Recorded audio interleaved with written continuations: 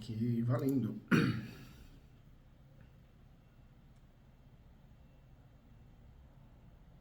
Vamos lá, pessoal, um assunto muito importante, necessário também.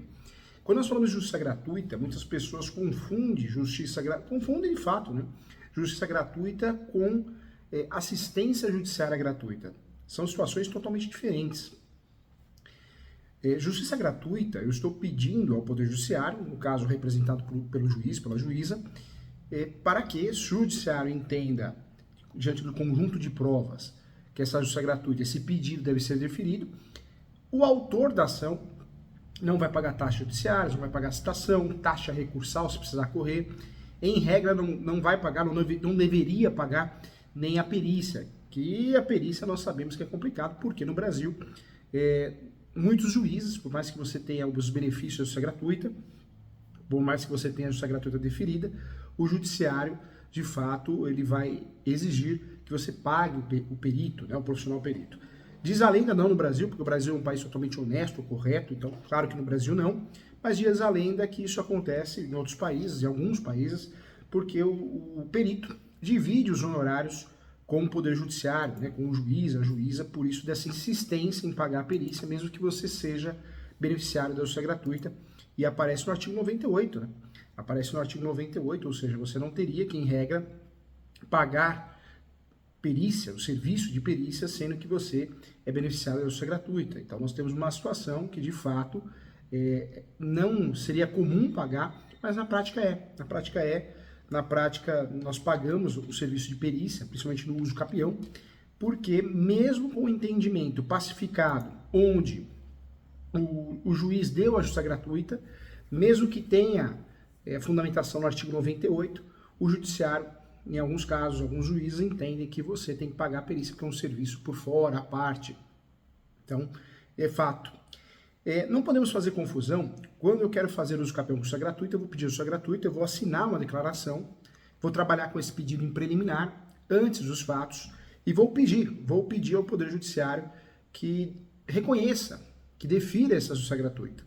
Em relação à assistência judiciária gratuita, em sede de uso capião, isso ocorre pela Defensoria Pública.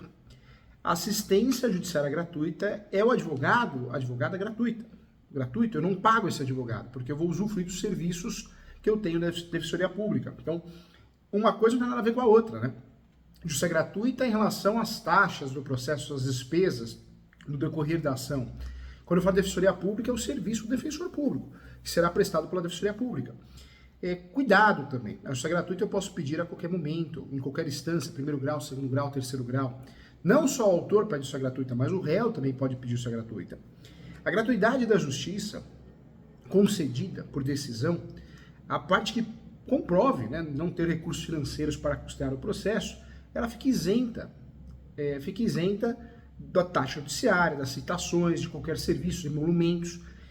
A taxa da justiça gratuita, que é 1% de valorização, alguns estados 2%, alguns estados chegam até 4%, é uma dificuldade muito grande de algumas pessoas que gostariam de utilizar o Poder Judiciário e deixam de utilizar por ter essas custas, essas despesas, é uma realidade.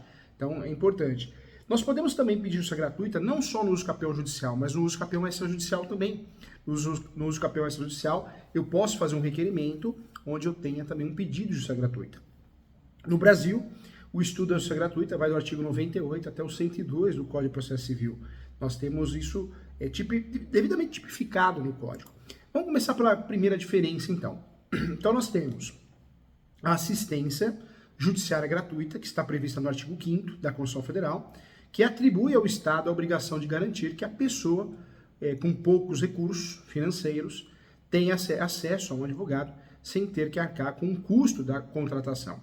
Na maioria das vezes é exercida sim pela Defensoria Pública, mas caso não exista, pode ser advogado ativo, ou seja, um advogado nomeado pelo juiz, pelo Poder Judiciário, que será remunerado pelo Estado. A justiça gratuita está regulamentada nos artigos 98 até 102 do Código Civil, que revogou algumas disposições da lei, né? Da lei 1060 de 50, uma lei antiga, conforme o artigo 98. A parte que comprove que não tem condições de arcar com taxas e custas exigidas para a tramitação do processo ou de um processo judicial, seja físico, seja pessoa física, natural, que é o termo correto, ou pessoa jurídica, pode ter o benefício concedido, sim, por meio da decisão do magistrado, mesmo que tenha advogado particular. Os benefícios, né, da justiça gratuita pode ser solicitado a qualquer momento, em qualquer fase do processo, mas o grande benefício é a isenção de várias taxas, né, várias custas processuais. Mas não para por aí. Eu também consigo a isenção, toda vez que eu peço a gratuita, ela é deferida, dos honorários advocatícios, da sucumbência, do contador. Hoje não se usa muito o contador, né? Hoje você faz o cálculo em sistema, o cálculo à parte, o tradutor, eventuais indenizações de testemunhas, custas com exame de DNA e outros necessários também para o processo, depósito para interposição de recursos ou outros atos processuais também, despesas com envio de documentos e publicações, tudo isso você consegue com os benefícios da justiça gratuita deixar de lado, deixar de pagar, ter que pagar, ter aquela obrigação de pagar. A justiça gratuita ela é prevista na Constituição Federal, sim, né? Nós temos o artigo 5º, que regra que todos são iguais perante a lei, sem distinção de qualquer natureza, garantindo-se aos brasileiros e estrangeiros residentes no Brasil a inviolabilidade do direito à vida, liberdade, igualdade, segurança e a propriedade nos termos seguintes. E aí aparece lá no artigo 5º, o Estado prestará assistência jurídica integral e gratuita aos que comprovem insuficiência de recursos. Então, é um fundamento constitucional. Mas no Código Civil nos interessa, na Lei 13.105, o artigo 98, que esclarece muito bem que a pessoa natural ou jurídica, brasileira ou estrangeira, com insuficiência de recursos para pagar as taxas, despesas processuais e honorários advocatícios, tem direito à justiça gratuita na forma da lei. Então nós temos o quê? Quando eu consigo os benefícios da justiça gratuita, isso no uso capião em qualquer outra ação, eu consigo a isenção da taxa das custas judiciais, os selos postais, as despesas com publicação, imprensa oficial, e tem muito, na citação por edital no uso capião, quando não consigo citar via correio, é uma realidade.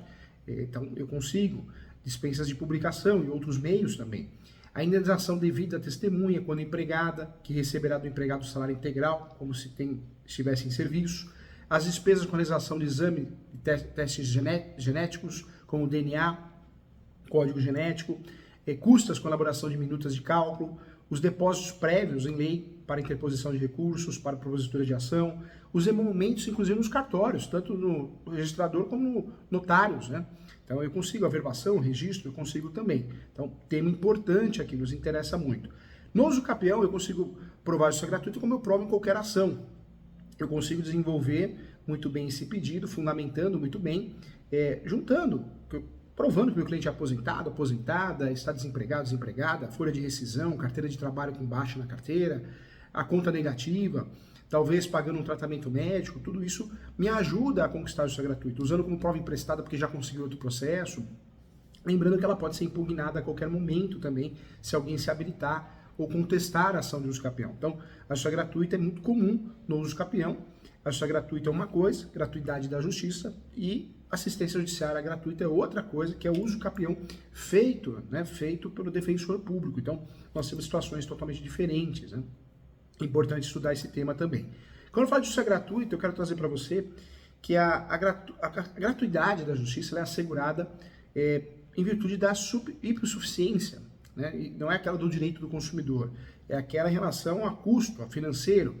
Em 1950, a primeira lei de justiça gratuita, que trata desse assunto, a lei 1060 de 50, uma curiosidade muito importante, essa lei ela foi criada, ela foi, na verdade, ficou vigente a partir de um livro, né? Um livro que chamava Acesso à Justiça, um livro de autoria do Mauro Capelli. Esse livro falava de situações porque não conseguiam utilizar o Poder Judiciário, e uma delas era a falta de condições financeiras. Então surge essa lei a partir do momento que esse livro ficou muito conhecido naquela época. Então surge essa lei que deu o primeiro fundamento da justiça gratuita, não assistência judiciária gratuita. Então nós temos uma situação onde a justiça gratuita é algo antigo, né? A súmula 481 do STJ, ela traz o quê? Que faz jus ao benefício da justiça gratuita a pessoa jurídica também, ou sem fins lucrativos, que demonstre sua impossibilidade de arcar com os encargos processuais. Então, a PJ, no caso do uso capião, uma associação, uma empresa, uma incorporadora, também pode pedir justiça gratuita em diversas situações. Então, também é importante esclarecer isso. Então, em relação ao pedido de justiça gratuita, o ideal é que seja feito sempre antes dos fatos, tá bom? Nunca, jamais após os fatos. Então fique atento em relação a isso. Em preliminar, se encaixa adequadamente, e sempre eu vou fazer um pedido da justiça gratuita, eu vou reafirmar esse pedido, mesmo que eu usei em preliminar, isso no uso capião. E posso pedir no uso capião extrajudicial também, tá bom? Um abraço e até a próxima aula.